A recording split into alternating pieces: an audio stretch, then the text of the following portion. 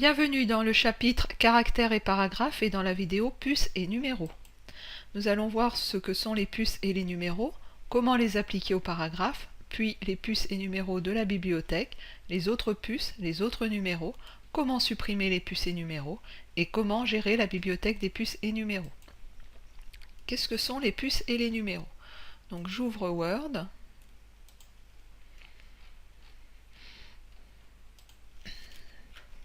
Comme vous en avez maintenant l'habitude, j'ouvre le fichier qui se trouve dans vos ressources pour cette vidéo et qui s'intitule enoch.docx.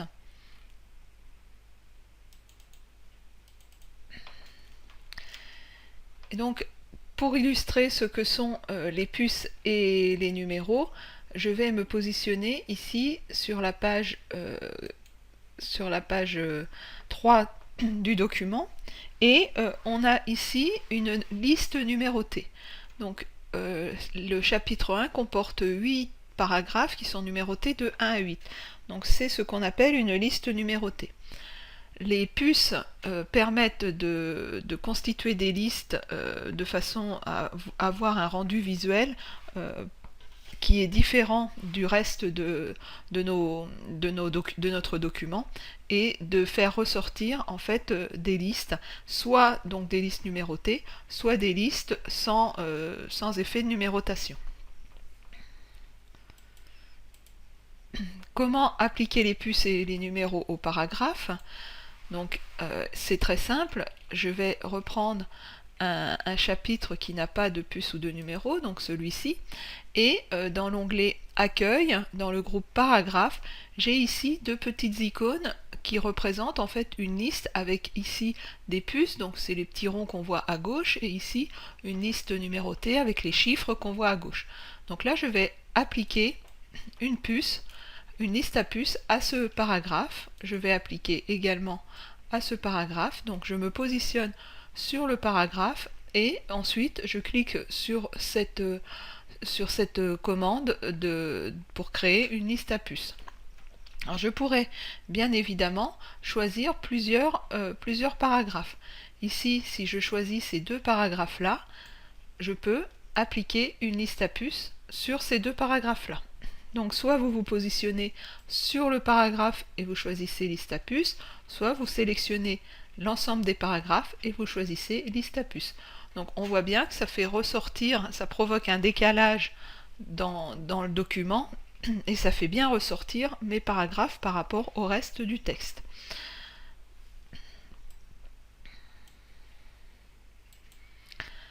Puces et numéros de la bibliothèque. Donc ici, on a appliqué une puce en cliquant juste sur cette icône.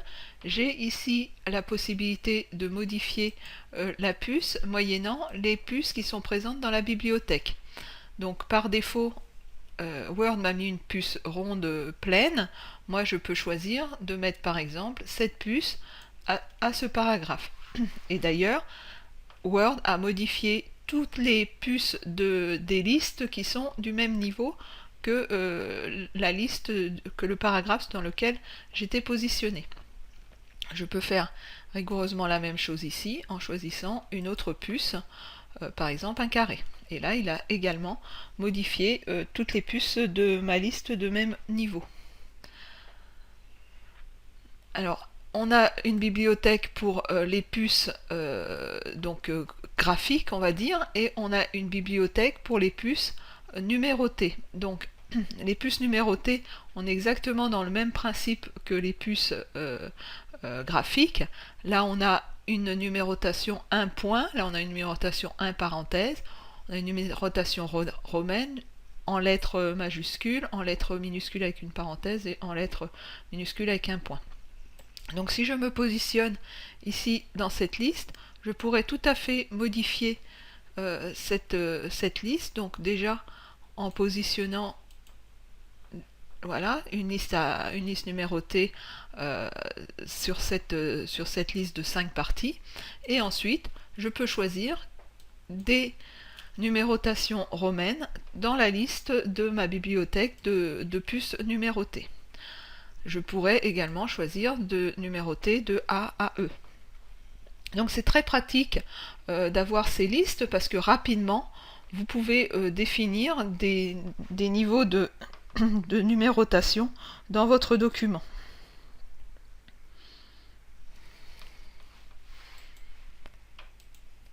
Les autres puces. Donc il est possible, si je reviens ici sur ma liste à puces, d'avoir accès à d'autres puces. Pour ce faire, je suis toujours dans mon icône de liste à puces et ici, je peux définir une puce. Donc je clique ici en bas dans ma liste de puces sur définir une puce. Et là, je peux choisir quelle puce je veux utiliser, soit un symbole, soit une image, soit une police quelconque. Si je prends symbole, Word m'ouvre tous les symboles et là je pourrais choisir par exemple, si l'intérêt est avéré, de mettre cette flèche comme puce. Et là, si je valide, j'ai modifié mes puces avec une nouvelle puce qui n'est pas de base dans la bibliothèque, mais que j'ai été rechercher dans les symboles. L'effet de cette recherche dans les symboles va intégrer ma puce dans la bibliothèque de puces et va la laisser présente dans cette bibliothèque de puces. De la même façon, j'ai les dernières puces utilisées qui apparaissent en haut et les puces du document qui apparaissent ici en bas. Je peux définir une puce à partir d'une image ou à partir d'une police. Donc je vais aller rechercher une image, par exemple sur Bing, en disant que je veux une flèche. Voilà, et donc je vais choisir par exemple comme puce de mettre cette flèche que je vais insérer. Et donc ici, si je fais OK, j'ai inséré mon image en guise de puce dans ma liste ici de deux items à l'aide de la recherche d'une puce, d'une image sur internet via le navigateur Bing. Alors vous pouvez aller rechercher des puces sur internet mais également dans vos fichiers sur votre espace de la même façon que nous venons de le faire dans Bing. De la même façon, mon image est venue s'intégrer dans la bibliothèque de puces. J'ai la possibilité d'aligner mes puces à gauche centrées ou à droite. Donc si je fais centrer, elle est centrée par rapport à son espace. Si je fais à droite, elle est centrée par rapport à droite et à gauche. Voilà, donc les trois alignements, c'est lié à l'alignement de la puce ici qui sera variable selon ce qu'on choisit.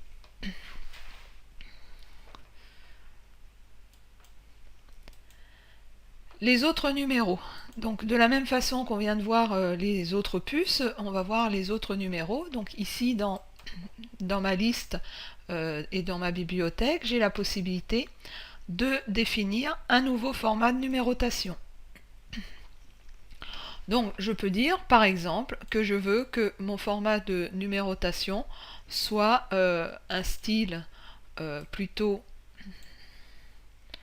voilà 01 mais avec une lettre derrière 01A et là j'ai une nouvelle numérotation que j'ai créée où en fait toute ma numérotation sera 01A, 02A, 03A. Voilà, donc là, il a bien positionné la nouvelle numérotation que je lui ai demandée.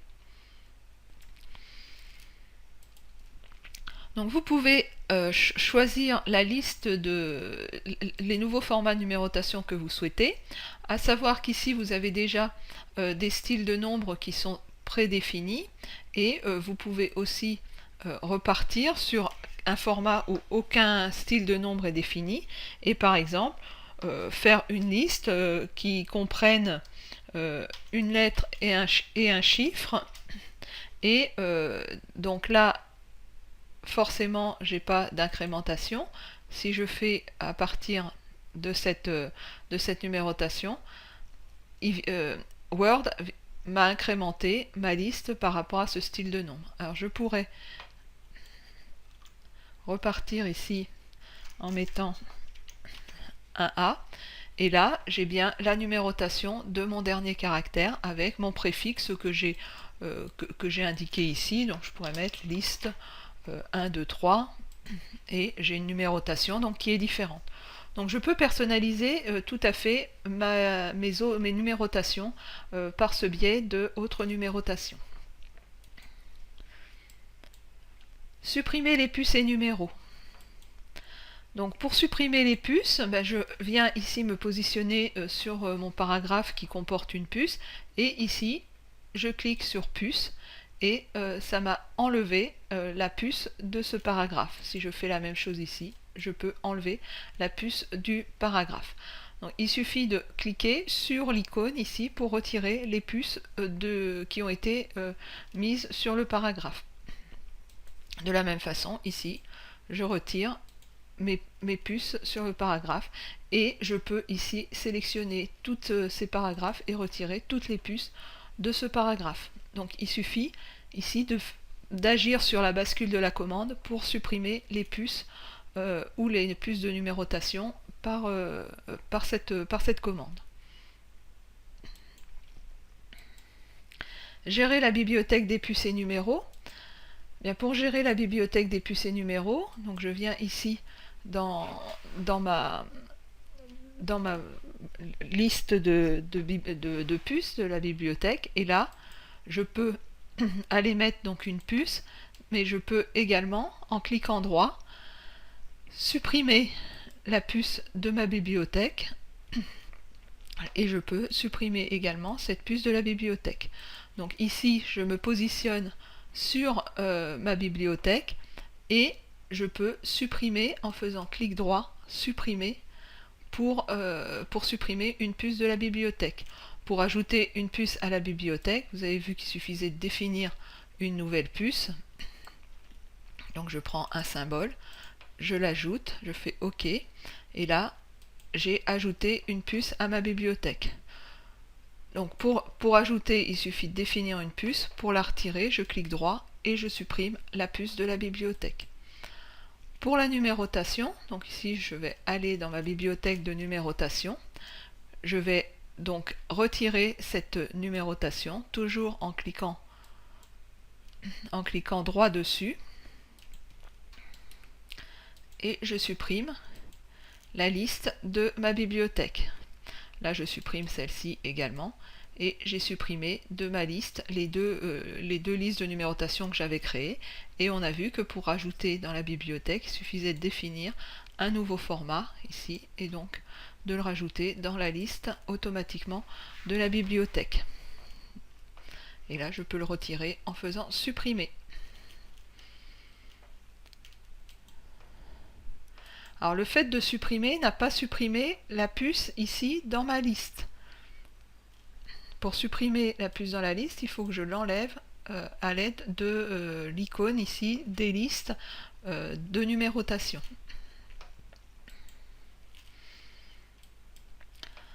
Alors nous avons vu comment appliquer des puces et des numéros au paragraphe. Alors j'attire votre attention sur le fait que les puces et les numéros au paragraphe donc permettent de donner un effet visuel de mise en valeur des paragraphes, que les listes numérotées donc numérotent les paragraphes dans l'ordre dans lequel ils apparaissent, et qu'il est possible d'ajouter des puces et des listes numérotées personnalisées et de les ajouter à la bibliothèque, et de pouvoir retirer des listes de puces ou de numéros dans la bibliothèque afin d'épurer un peu cette bibliothèque quand vous ne vous servez plus de certaines puces ou numéros que vous avez pu créer.